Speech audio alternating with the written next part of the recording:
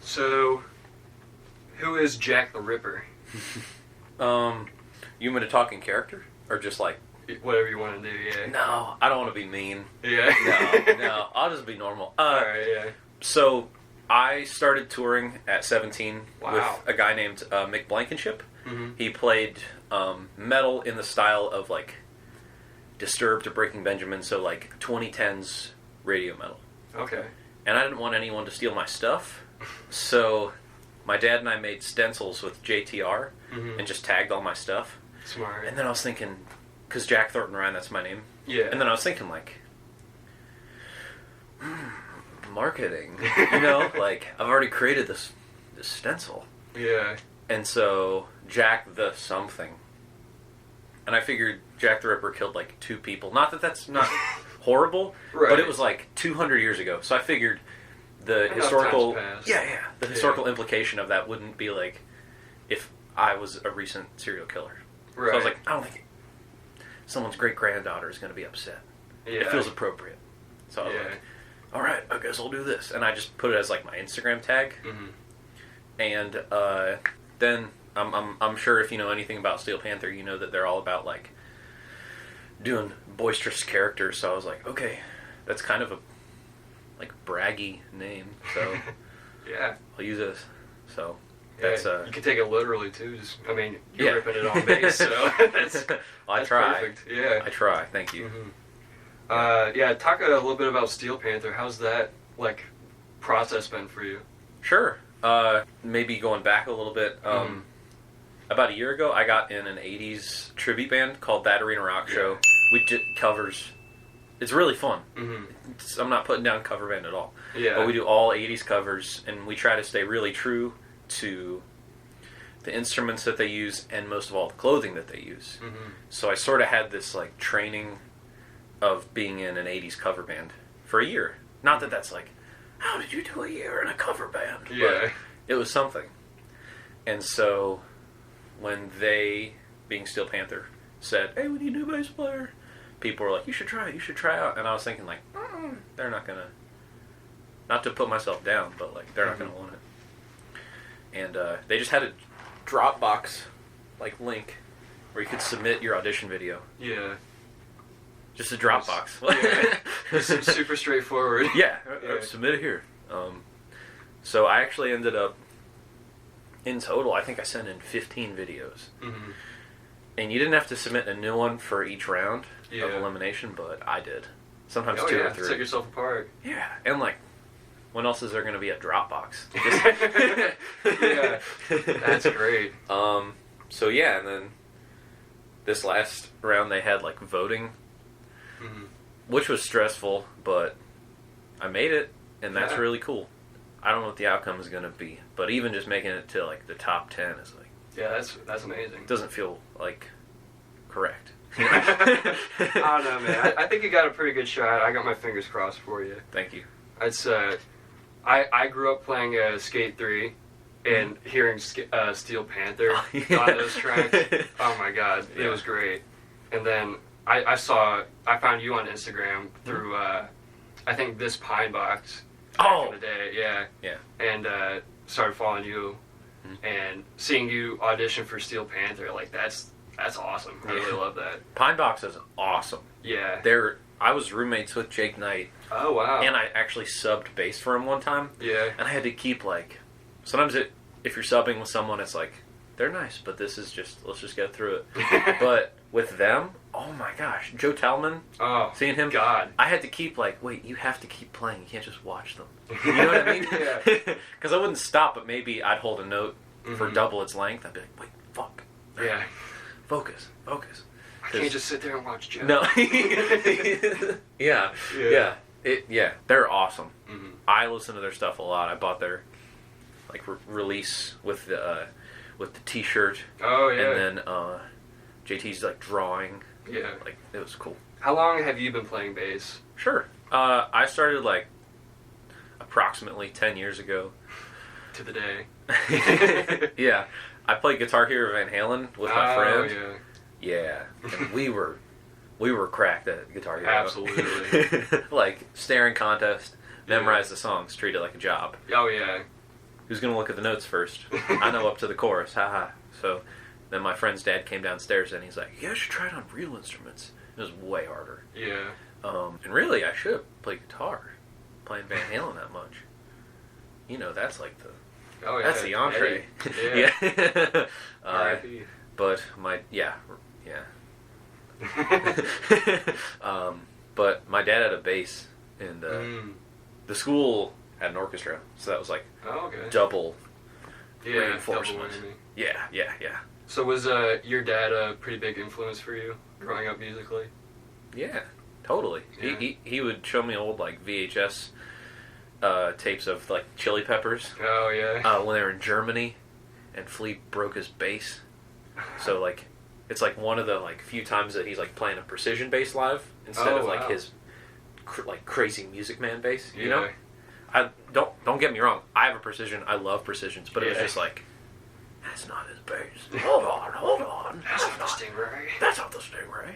So, yeah, he's just always been like understanding that you can do a career in music. Mm-hmm. It's not like, whoa, that's something you do on the weekend. No, he's like, yeah, go for it. Yeah. And that was really cool. That's awesome. To see an adult take you seriously, you know? Yeah, definitely. Yeah. What was your music taste like growing up and compared to like what it's like now? If it's changed much? Good question. I'd say everything that I liked when I was a kid, I still like, but it's just kind of grown beyond that. Yeah. Like, my dad gave me Chili Peppers and then Iron Maiden, which, like, that was really cool. And then my mom gave me Queen and Rufus Wainwright. Oh, wow. Yeah. Like, the whole Want album is, like, it's deep in here. Yeah. Yeah. Ingrained. Oh, yeah. Absolutely. Yeah, so, I mean, I can still listen to all that stuff, but I've, like, also listened to other stuff, like Wolfpack or Royal Blood or stuff like that. Yeah. Yeah. Not that those are similar bands, but, yeah. What hobbies and interests do you have outside of music? Even though music is pretty full-time. Oddly, my mom used to be a nanny, and I would just help her out. Yeah. I would be like, I'm gonna play in my room. Good luck with them. Like, I'd help out, you know, if she had her hands full, or it was just fun. And I really enjoy drawing mazes.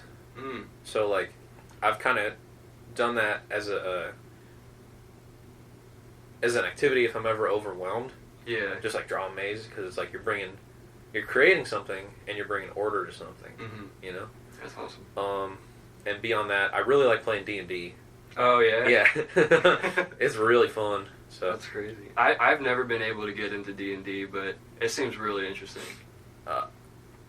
The first 15 minutes suck. Oh yeah. Because you're like, there's like 80 statistics on this page. What the fuck?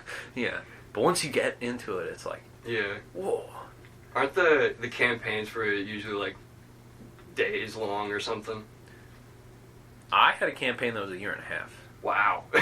You can also do 3 hour. Like, yeah. It just depends on how serious you want to take it. Yeah. That's cool. What's your favorite performance you've had so far? Can I also tell you my least favorite? Oh, absolutely. Okay. Yeah.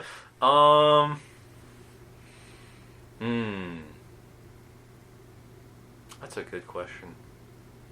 I was playing with Arena Rock Show at a place, so it's in the city of Fairborn. Okay. And they have a festival called Hairborn. So, oh my gosh. So it's all like hair metal stuff. And obviously we're playing covers that have had 30 years to market. Yeah. To be the soundtrack for people's good times. But like, they were louder than the PA. I mean, because we're playing like Kickstart My Heart. Oh yeah. You Could Love a Bad Name. Yeah, stuff that like your dog knows. You know? Yeah. And I was like, what is going on? Because that was another moment where I would just like, we play off in-ears, and I would just be like, what? You hear that? That's awesome. Yeah. And that was just really cool, because the crowd's just taking it over. Yeah. Yeah. And it was one of the last shows with our previous guitar player, so it was like a good send-off, you know? Yeah, that's great. Yeah. Least favorite. Can I tell you that? please. Okay. So the build-up sounds really cool. Yeah. It's the only time in my life that I've ever played an arena. Oh. What is going on? Yeah. It's like a 5,000-seater in Wacomico Civic Center. It was on the end of a 3-day run with a guy that I played with, Mick Blankenship, my first like professional gig. We were opening for a bunch of like butt rock bands. It was Puddle of Mud, Saving Abel, Saliva, Tantric. And they were all cool to us, but like the genre that I was hired to play and them, they're just... Yeah. So we go in and it's like, this place is huge. And then we get the memo. Doors open at 7. We're playing 6:50 to 7:10.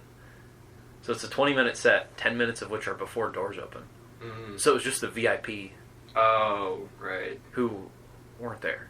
Oh, man. So we played 10 minutes to an empty, echoey arena. Yeah, and then 10 minutes people were like, not drunk, and like arriving and like calling people. Like, what are you doing?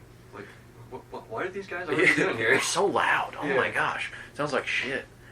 Because it's like mostly a cement room, and the people help with the sound.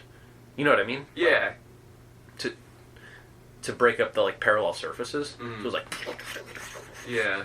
Oh my gosh. Just a legit echo chamber. Yes. Yeah.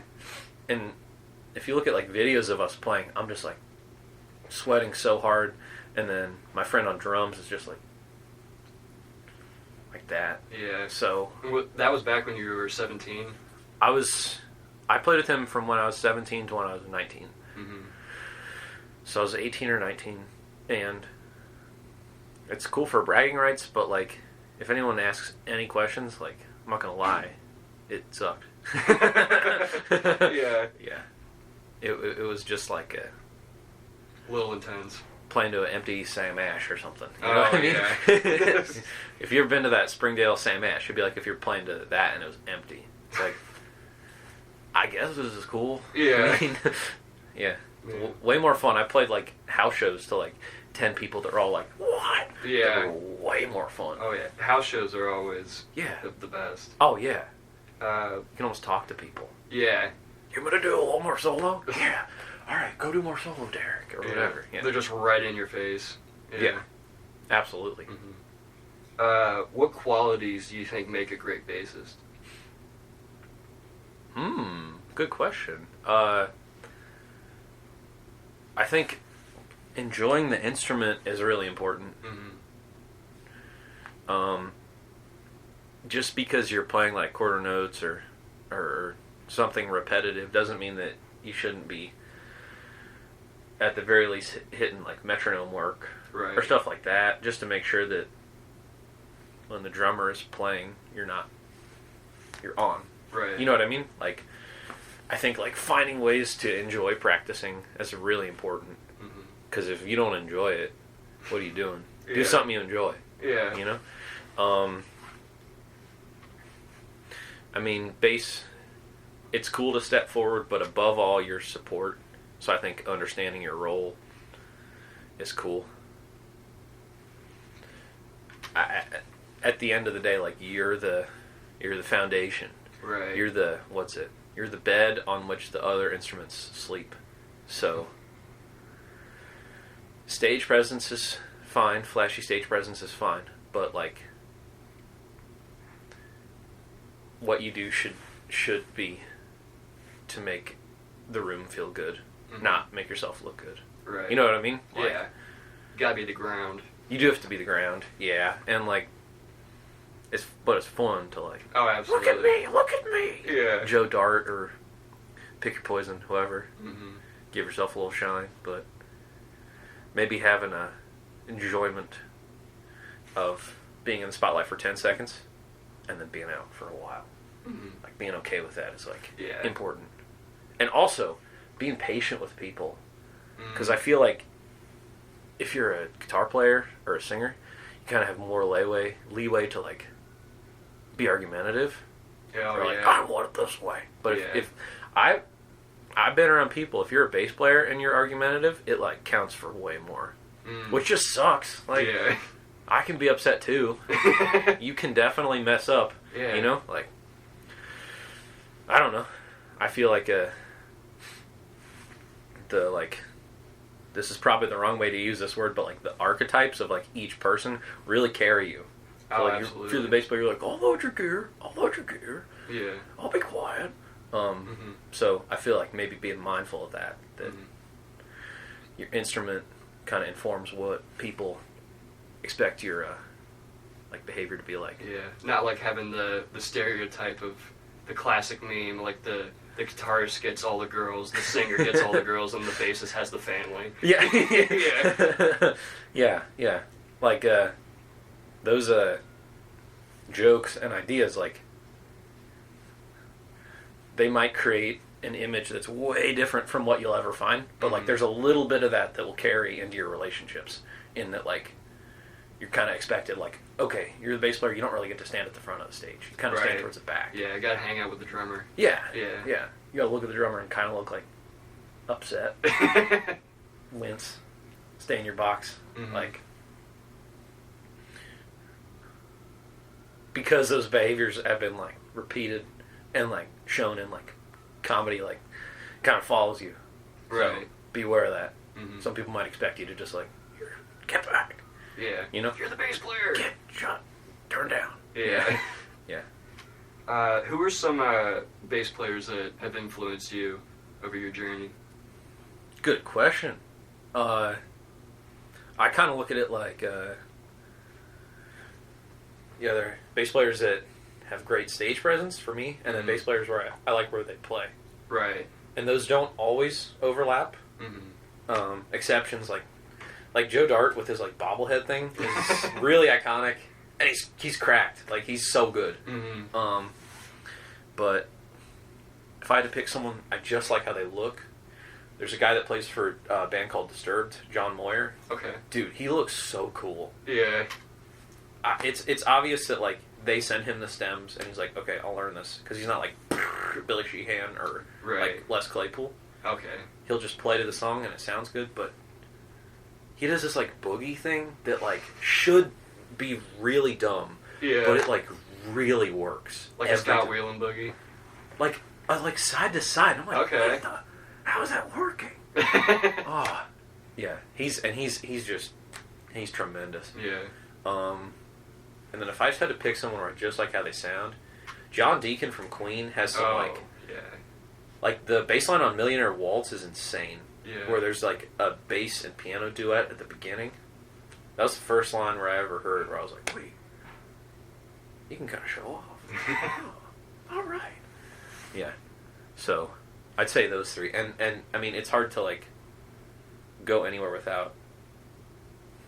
musically in the terms of like rock without at least being somewhat influenced by like Cliff Burton or Jason Newsted. Like, their presence is just so like in cap, because Metallica's so big. Oh yeah. And then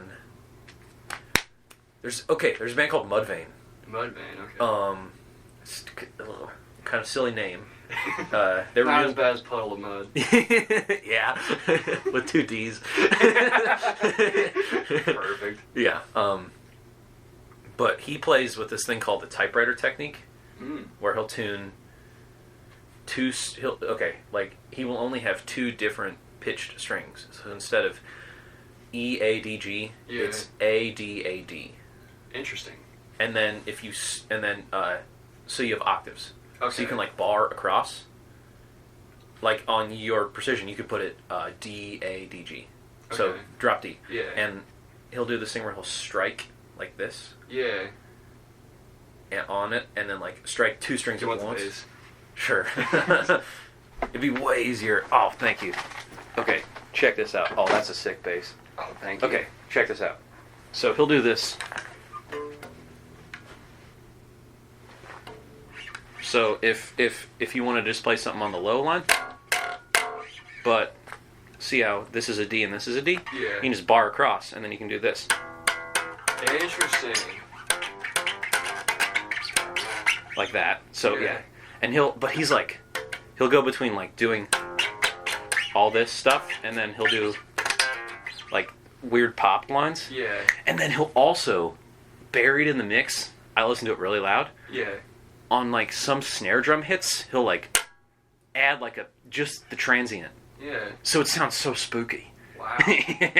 That's cool. And he'd play a 7 string, and the lowest string would just be to like, just for that transient, because it's like a 180, 190 string, something like a tree trunk. So just literally. He's very sick. I'm gonna set this down. Yeah, go for it. Set your bass down. That's a sick bass. Thank you. I like the finish, and the binding on the neck. Oh yeah. That fret job is really good. I shopped around for a while on Guitar Center's website for that. Yeah. Yeah. Oh yeah. Who's helped educate you on your music journey? Oh. Gonna be a little sad. Hold back your tears. I started like on the upright in school, and I was poised until like senior year of high school to at least try to go in the like symphony. Oh wow! I was in a bunch of college prep courses in like Cincinnati Symphony Youth Orchestra. Wow! And it was really fun, but it just didn't feel like the right choice. But like until that point, I was taking lessons from a guy named Wayne Anderson. He played in the symphony. It was just some like fluke that he was like, I guess I'll teach you. Yeah. And he's really cool. And he got like ALS. Wow. Yeah, which sucks. He was so nice. It eventually got to the point where like 10 years ago, like we weren't doing super well financially. Yeah. So like 2008. Yeah, that affects everybody. That was a hard time. Yeah. Yeah. And the like aftermath. Yeah. But he eventually got to the point where he's like, I'll just teach you for free because like you obviously practice. And I was like, that's awesome. Because he was charging like $50 a lesson. Oh yeah, lessons aren't cheap. No, and he's in the symphony. Yeah. Like, he knows his stuff. Yeah. And so he was just teaching me for free. Wow. Which is really nice. And he wasn't even upset when I was like, hey, like, at the age of 17, I was like, I have this opportunity to go play in like a metal band.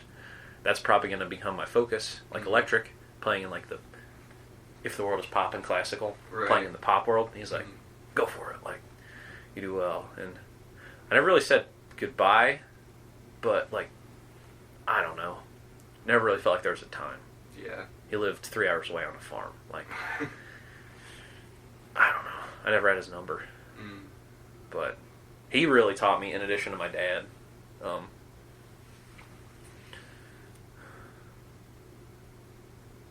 Yeah. I'm not, like, getting ready to cry. Like, I'm at peace with it. Like, I want to start crying. Woo. What? Can you remind me of the question? Who helped you on your music journey? Oh, okay. So definitely Wayne. Definitely my dad. And then, like, there just been, like, a few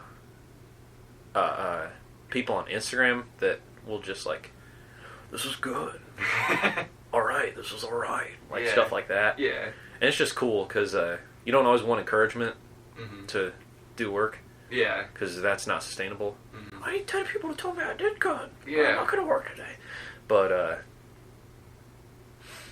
people like, do you know Nolan Monagold? Oh, yeah. Okay, well, like, he'll just, like, drop in occasionally and just say positive stuff. I'm like, thank you. Yeah. That feels good. I'm going to wear it, go in the pocket, right there. Thank you. I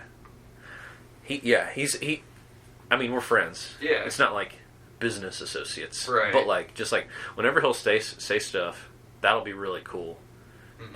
Obviously, everyone that I've been in a band with, that's cool. I mean, I'd say that, like, you might find the same thing, like, what helps me to develop confidence in, like, playing or anything is confidence in yourself as a person. Definitely. So if someone is just encouraging or a positive force in your life, that kind of, like, affects the totality of you. So you might just be playing Red Dead, and, like, Brandon leans over and he's like, hey, you're a good person. I'm like, what? Okay. If you say so. So it's hard to say, I guess. Yeah. It's like, it's really asking, like, who's affected your confidence in a positive way? My dad. Yeah. But just, like, my social circle has been really nice, which is good. Oh, yeah, definitely. As they should be. I mean. Gotta have that positive part of it, too. Totally, yeah. What's some advice that somebody's given you that's really stuck with you over the years? Or it's just a recent?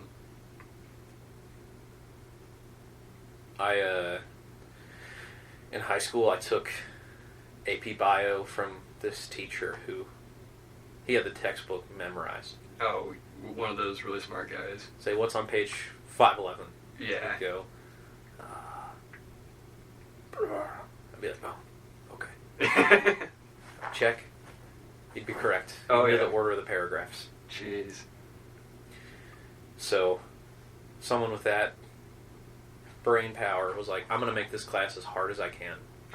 We would get like there was one time where on an exam, like, the curve was like a 30. Oh my god. Yeah, I got like a 7. Wow. And like that was like a passing grade. Yeah. And I was like, oh my. And so I kind of went through the whole year like thinking like he's tolerating me. Mm. But at the end of the year, he'd like write everybody letters personal and say like, good job making it through. I tried as hard as I could to make this difficult, so good on you for not dropping the class.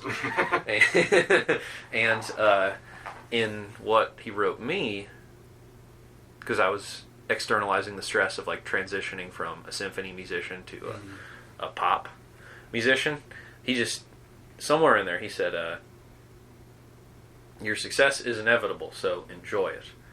And I still don't all the way believe that, but like, it's cool to have someone that you feel like is above you. Right. Say that you're going to succeed. It's like, are you sure about that? Yeah, and especially just like, it's inevitable. Like, you're gonna have it. That's a very cool thing. It was real. That's framed in my room. Wow. Yeah. Yeah. That's awesome. What do you think? What, am I going to frame a receipt? No. I'm framing that. Heck yeah. Yeah. So it was really validating to hear him, like someone as smart as him, say that. I'm like, you know a lot of stuff. Yeah. Maybe I should believe you a little bit. So that was really cool. Yeah. Came at like the perfect time. Definitely. You know, Yeah. you're 17, like your self-esteem is pretty low, and your like awareness of your place is like almost maximum. You know? Right. Yeah. Yeah. Let's see. What else did I have? Oh, what's your ideal bass guitar? Like, if you could start from scratch building one. Sure. I really, really like 5 strings. That's what I started on. Okay. Mostly because if you ever have to do drop D, you don't lose tension on your E string. I love 4s, and I have plenty of 4s. I have more 4s than 5s. So it'd be a 5 string. I really like 24 frets, even though I never use them. It's just nice. Yeah, having that extra room. Oh, yeah. Yeah. It would have Fishman electronics with an active passive switch. So if your battery dies, your bass doesn't die. I have 3 basses where if the battery dies, you're done playing music. Wow. For the night. I never thought about that. Yeah. And that sucks. There's this company out of California called Modulus Graphite. I was lucky enough to go to NAMM between 2019 and 2020, right before Oh, yeah. everything that we know happened. Yeah. There's this company called Modulus Graphite. Their bases are carbon graphite. Wow. Yeah, and they're like $6,000 each. Oh, yeah. It's like, that's a car. That's a nice car. Yeah. Yeah. And they're like half the weight, and because the carbon graphite absorbs so little energy from the string, it mostly reflects it. They're so loud, and they have such an attack. Wow. So it would pretty much be a Modulus 24 fret. It'd be a Modulus off of their line just with Fishman electronics. Nice. And then I love like anything glitter or sparkly, and anything really loud colors. So probably like a magenta with a sparkle finish. Yeah. It's carbon graphite with like Fishman pickups. What do you think of a whammy bar on a bass? If it had locking tuners, yes. Okay. Yeah, that'd be sick. Yeah. I've never used one, but like I've just done the like bend the neck and hope it doesn't break. Dang. But yeah, that'd be sick. Yeah. Get a little whammy action. Oh, yeah. That's your moment. Pull out. Okay. Oh, that'd be sick. What was going through COVID like for you? Oh, good question. I actually transitioned bands, and so in the music. Like, yeah. I got into arena like summer of 2020, which is weird. Yeah. It was like, are you all sick? No. All right. I trust you. Sweet. Don't lie. But it was weird. Just like I was like back then. I was playing. There's an artist, Aaron Coburn, blues artist out of somewhere. I don't know where she is now, but tri-state area. Yeah. Kanan Shank plays for her, I think, and Brandon Pettiford plays for her. Brandon is really good at drums. And we had like 40 dates in the summer, and I was like, wow, I'm going to be able to pay rent with this. Yeah. This is insane. And just watch. Man. All the way to the point where they like literally were all canceled or postponed. Yeah. And it was like a big financial loss. And that was just weird. Yeah. I don't know. I think it gives you like an appreciation for stuff. Not to sound like you're 100. Appreciate what you have. Right. But like maybe how fragile everything is. Refocus it. Oh, yeah, it went out. Uh-oh. We're good? Yeah, we're good. Yeah. I don't know. I mean, just everything's really uncertain. Mm-hmm. And like when you do get to play out, it's like, what? We're here. You know, there's a bit of a shock. Yeah. That you're playing. That's really generous. You're mildly surprised. It's not like an accident shock. Yeah. Just like, man, it just feels good to be out there. Yeah. But like so many people have it worse. I'm not trying to be like, right. I didn't get to play my bass as much as I would have liked. Yeah.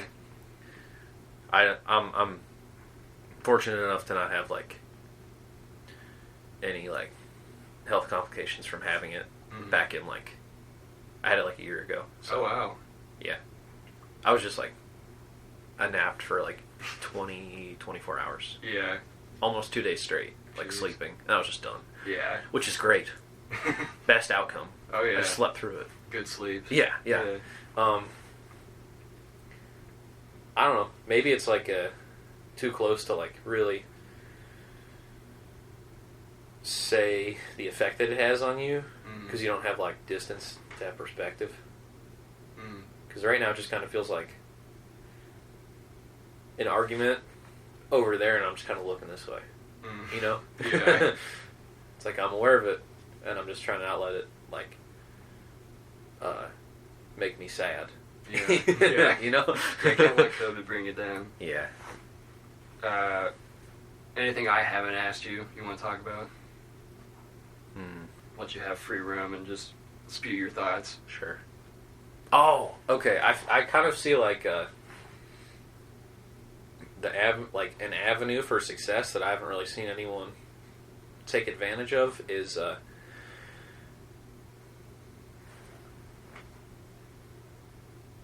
you can go from being like an action star and then you can go between that to like comedy or drama or sort of move around within, say, the sphere of movies.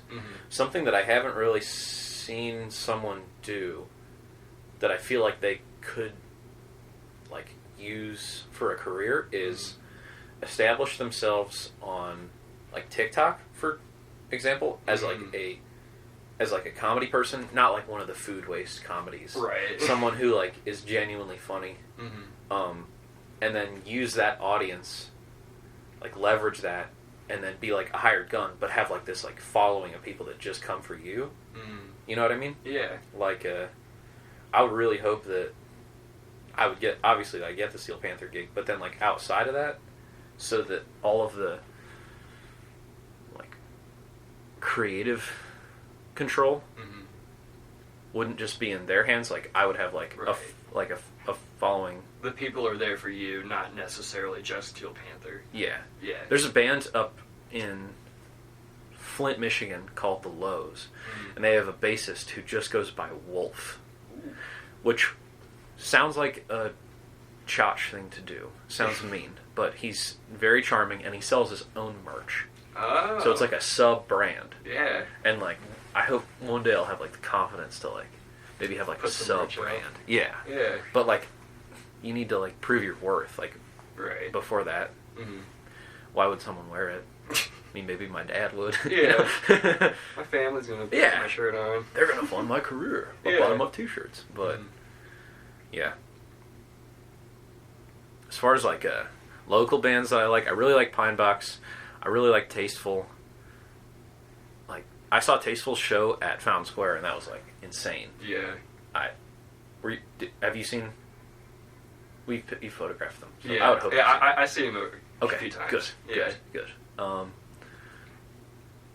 I wish Untoku would play out more. That's Mickey O'Toole and then Brandon Carroll. Mm. They have like math rock. It goes so hard. Oh yeah, math rock is intense. Yeah. Yeah. I wish they'd play out more, but it's not mine.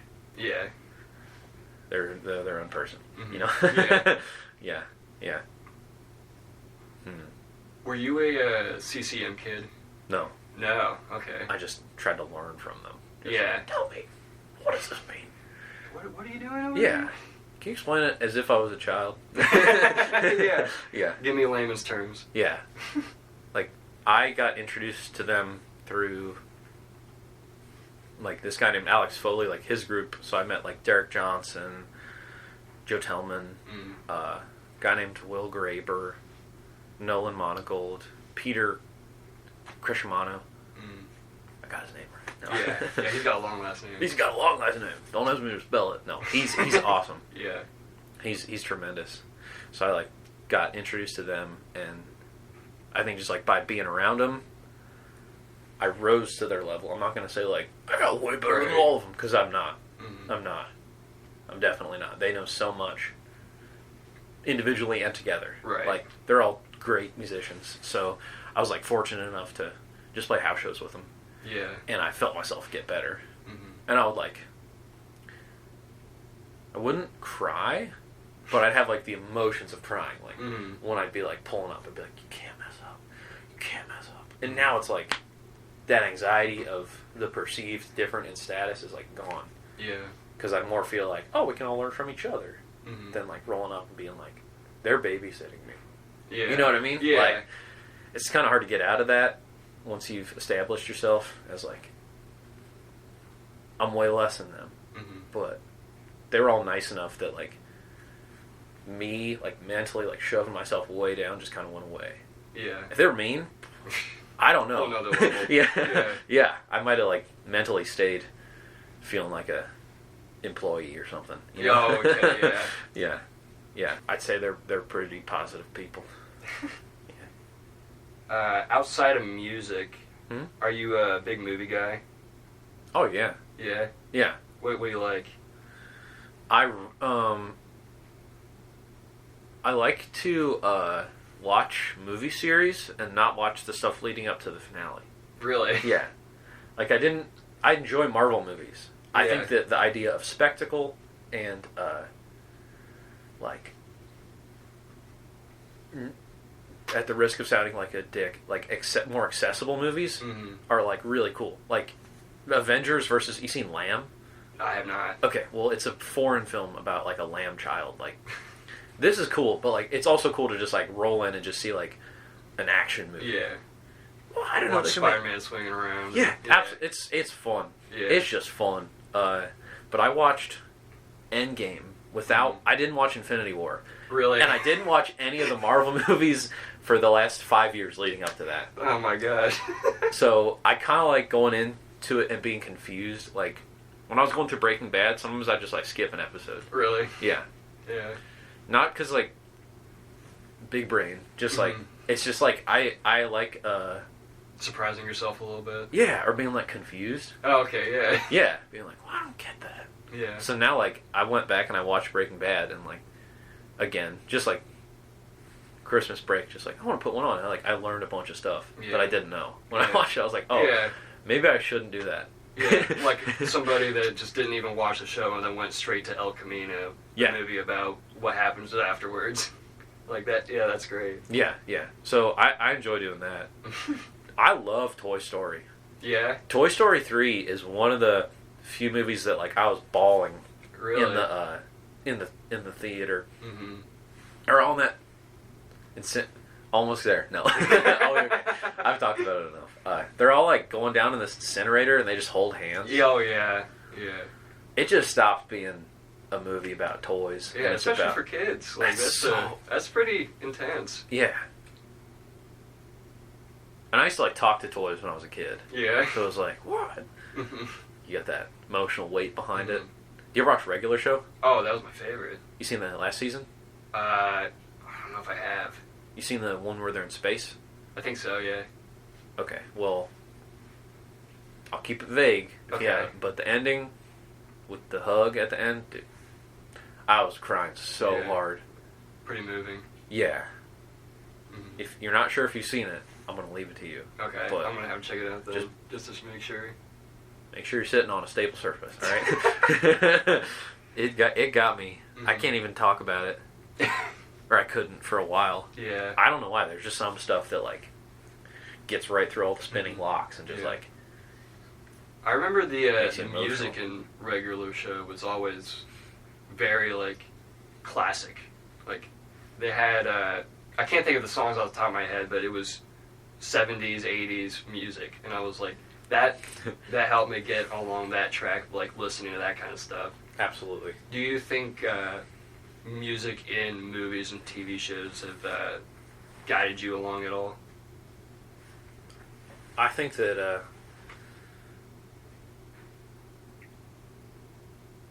I wouldn't have maybe as much appreciation for like bass if it weren't for Mario Kart.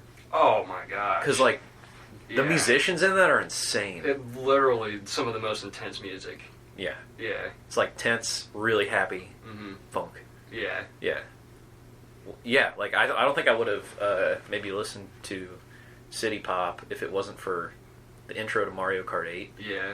Like, what? This genre is so cool. Yeah. What is going on? Like ripping saxophone solos. Yeah. And like not that Mario Kart isn't a great game, but like it's just so unexpected for it to be that good. Yeah. Yeah. Yeah, soundtracks in video games are always like hit or miss, but like if they're hitting, like it can be really good. Oh yeah. Yeah. There's a do you ever play Sarge's War? Mm-mm. That's fine. It's not popular. It makes me a little sad when people don't know it. Yeah.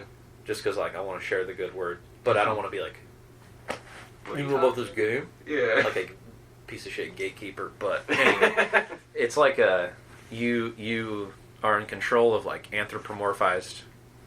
Not sure if that's the right word. Like personified. Oh, okay, yeah. What? Pick the right word. Oh, big words. Big words. Big word. Build big for this head. No. Okay. They're personified like, you know, the Dollar Tree like green and tan action figures. Yeah. You play as them. Okay. So like you're in the kitchen. Yeah. Like running along the countertop. Oh. And you're fighting each other. And there's a first person one, but then there's a third person one called Army Men RTS. I see you got a GameCube. Oh yeah. If you ever see it, it's like 60 cents for the game. It's a like third person overview. You control armies, and you like have to fight your way from the yard to the attic.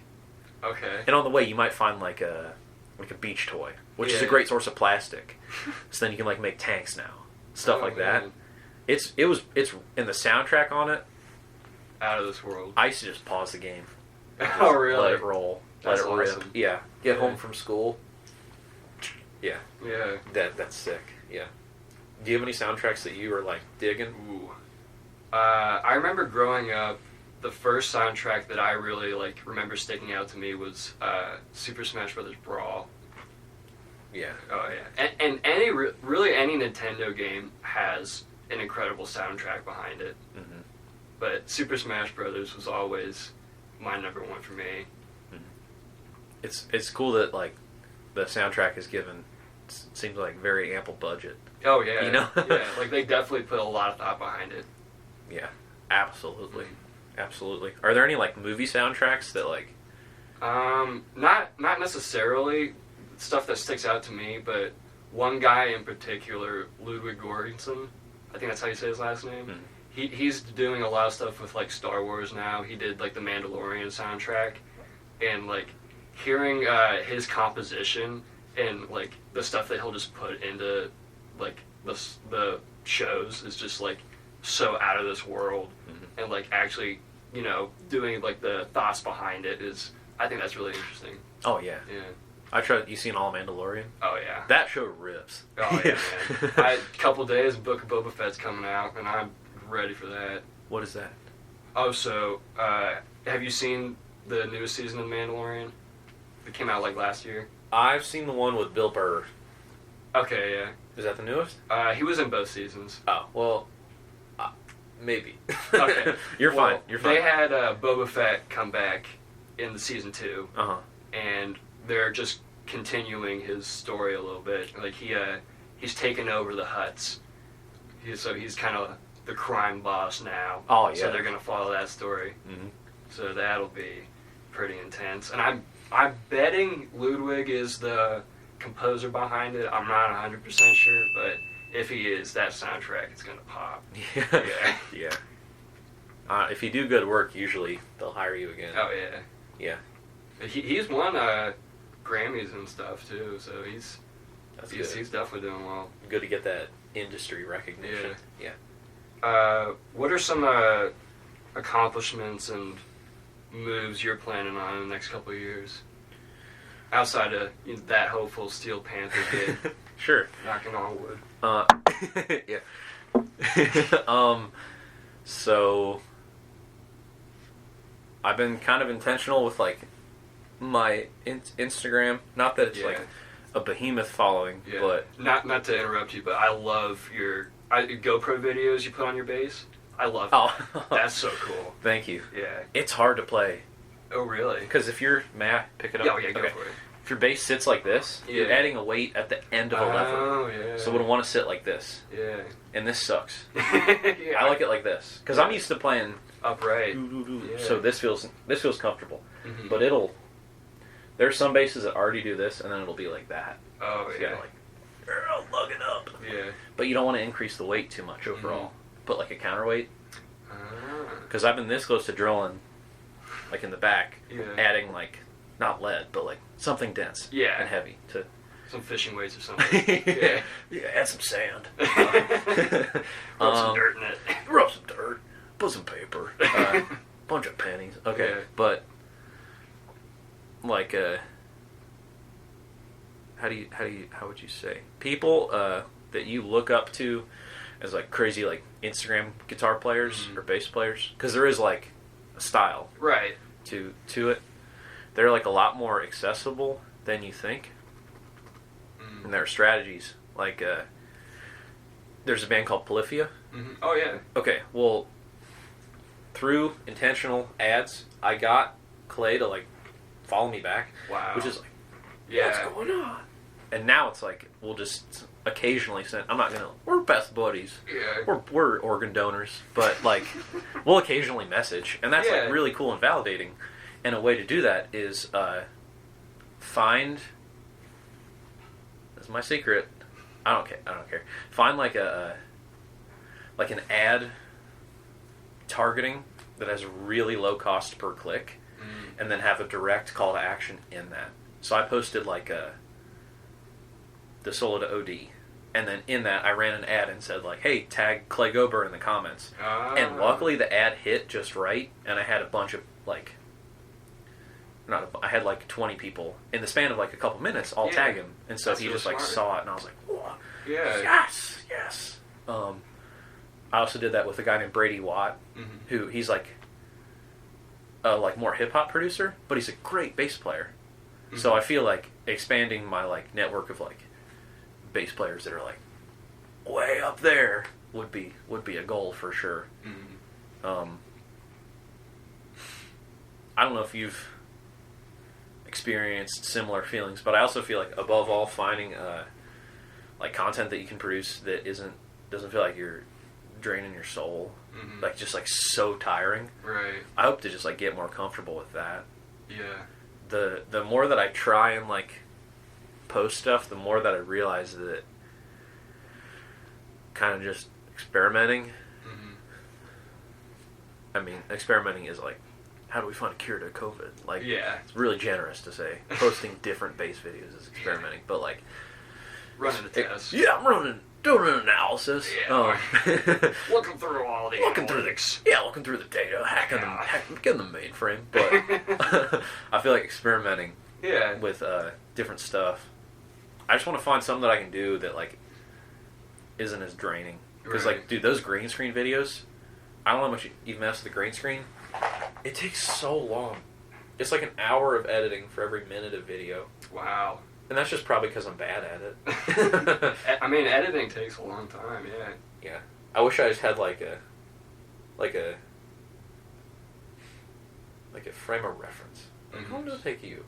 Because So that I did a interview with Dead Humor, and I didn't do as much to like put into it, but I put in like a lot of like subtitles, and I'll do that with yours, and that'll probably take me a few days. But at the same time, editing for me, that's like breathing, so I just can sit and do it for hours. Like, that's no problem for me. But it will take days. Okay, that's good. No, it's not a very like snap of the fingers and it's done, but it's definitely worth it having that time. Because it's the ultimate like presentation. Right. Like, that's your product. There's no like, and it's so long form. Yeah. There's no like additional editing after editing. It's there and it's there forever. Yeah. Like, you can practice something and be like, okay, when I do this live, I'm going to do it really well. But it's like, no, like, editing is the live performance. You know what I mean? Yeah, the final product. Yeah. As like obvious as that sounds, what you edit is what people see. So it's tempting to be like, I need to edit this for a week, or I'm going to stay up all day. Yeah. That's cool. All the things. Yeah. That's cool if like you feel like it's a flow. For me, it feels like I'm lifting weights, where it'll feel good at the end, but it's so tiring. Right. You know. So I don't know. Yeah. Maybe should just stop complaining on my part. Other people have it way worse. Yeah. I gotta edit videos. Damn. My life sucks. No. Yeah. What do you think about social media and all that stuff for music? Because it's definitely, for like guitar guys, they've been growing lots of followings, and you've been growing a pretty well established following, I think. So that's it's definitely there. I didn't mean to interrupt you. I'm sorry. Oh no. Yeah, it's a really good tool, but marketing yourself effectively on social media and playing your instrument well are different skills. Right. And you almost need to like designate, like, I'm going to practice for an hour today and then do social media for an hour. You know what I mean? Yeah. I've tried to do combo stuff. You're just a distracted Instagram scroll with the bass, you know? It doesn't work. You got to separate. I don't know. It's a really good tool, but like, you gotta lose yourself in it. Yeah. And you gotta like give it as much time as you do your instrument. Right. Because it's hard. Yeah. And just because something is cool to you doesn't mean it'll look cool.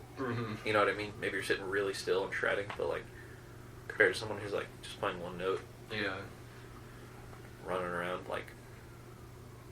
But yeah, it's a really, really good tool. But it's also a different skill set. So you got to kind of have respect for it taking as much time, to repeat myself. Yeah. What are some things that you're currently working on for your bass to help you improve? There's a guitar player. She plays for Alice. She's the lead guitar player for Alice Cooper. Okay. Nita Strauss. Yeah. Okay, yeah. Fuck yeah. Okay, sweet. I went to a clinic that was luckily free. Wow. At Cincinnati Guitar Center. Yeah. And she said, like, she will try to play the whole show, solos excluded, without looking at her guitar. Dang. And that's like, I want to go a whole show without solo excluded. Yeah. Looking at my hand. Yeah. Because do it. Well, think about, like, if I'm, most songs are going to be 5th fret and below. Yeah. So if this is your spread, I will know that when I put my finger down here, it's a B. Then if I have to play an F sharp, I'll just put either my pinky or my ring finger down. So getting used to this like shape, like that is having like the muscle memory. Yeah, and understanding like this finger stays on this fret, this is on this fret, this is on this fret, this is on this fret. Obvious, but like been trying hard. And then I've been playing jogging in place for like a year. Really? And it helps. That's really interesting. Yeah, because like you're simulating the movements of stage and what you're trying to do. Yeah. And the being out of breath. Yeah. You gotta practice like you perform. Yeah. Absolutely. Yeah. And playing with my hand upside down. Really? Something I want to get good at. I mean, man. You do it good. Yeah. Okay. Like getting fluid.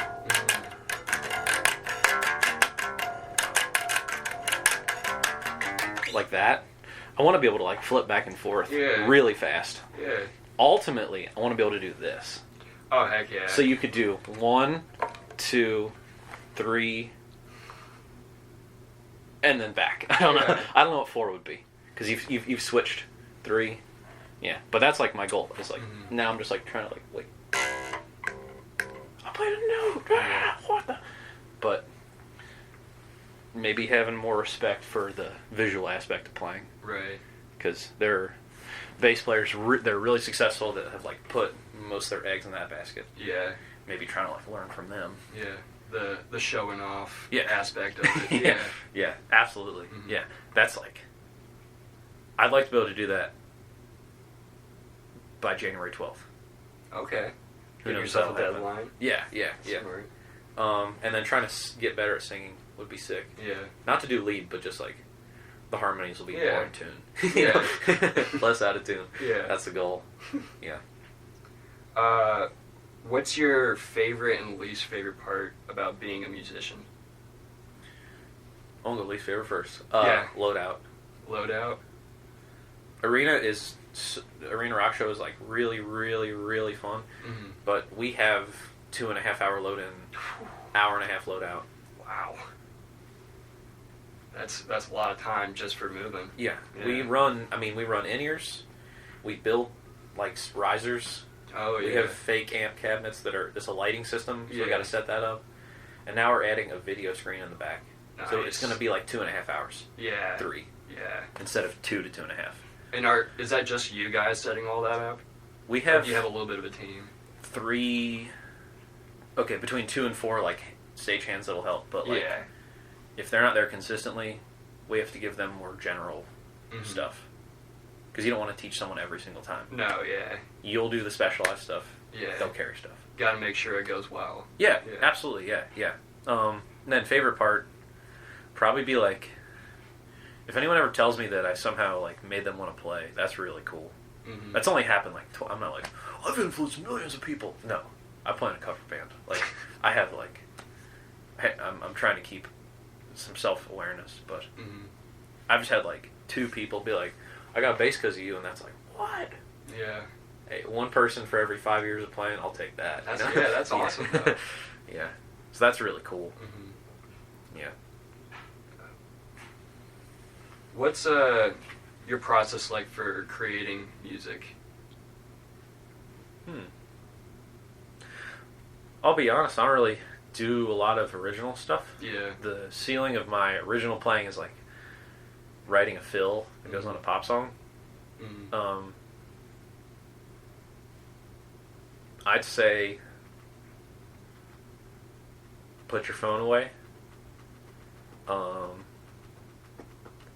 There's this scene from that Beatles documentary where I think Paul was just like sitting down and writing Get Back, I think. Yeah, and he was just kind of like mumbling at first. Yeah. And I think not getting embarrassed by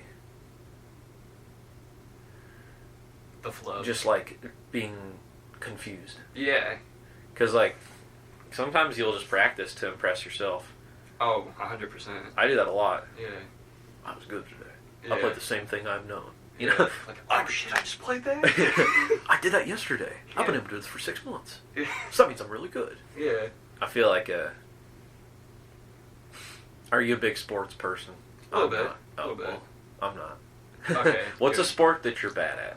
Oh, don't play. I watch. Oh, okay. Yeah. Well, what's this?